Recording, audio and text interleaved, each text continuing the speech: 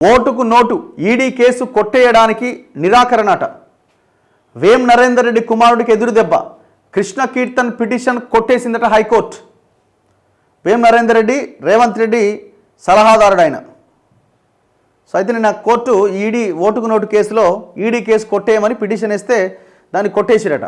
రాష్ట్ర ప్రభుత్వ ప్రధాన సలహాదారు వేం నరేందర్ రెడ్డి కుమారుడు వేం కృష్ణ కీర్తన్కు హైకోర్టులో ఊరట లభించలేదు. ఓటుకు నోటు వ్యవహారంలో ఈడీ కేసు కొట్టేయాలని ఆయన దాఖలు చేసిన పిటిషన్ను న్యాయస్థానం తిరస్కరించింది.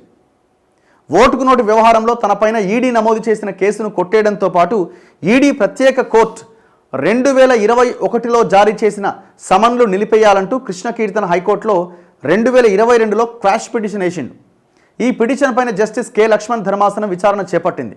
పిటిషన్ తరపు న్యాయవాది వాదన వినిపిస్తూ కేవలం కుట్ర ఆరోపణల ఆధారంగా ఈడీ కేసు పెట్టడం సరికాదు.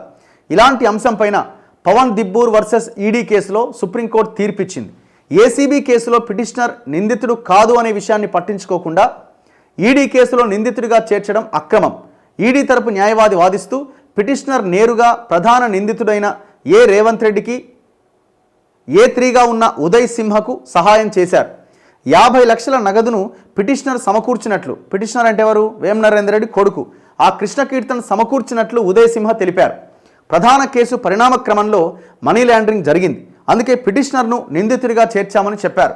కుట్రలో పిటిషనర్ భాగస్వామి అని, సదరు డబ్బు లంచం ఇస్తున్నట్లు ఆయనకు తెలుసని పేర్కొన్నారు. వాదనలు విన్న ధర్మాసనం పిటిషన్ను కొట్టేస్తూ తీర్పునిచ్చింది. ఆ ఓటుకు నోటు కేసులో ఆ సూట్ కేసులో ఉన్న 50 లక్షల డబ్బు వేం నరేందర్ రెడ్డి కొడుకే సమకూర్చారన్నది ఇటువైపు నుంచి అపోనెంట్స్ న్యాయవాదులు వినిపించిన వాదన అనమాట. కోర్టు వాళ్ళ వాదనతో ఏకీభవించి లేదు కొట్టేయడానికి వీల్లేదని పిటిషనర్ పిటిషన్ని కొట్టేసింది.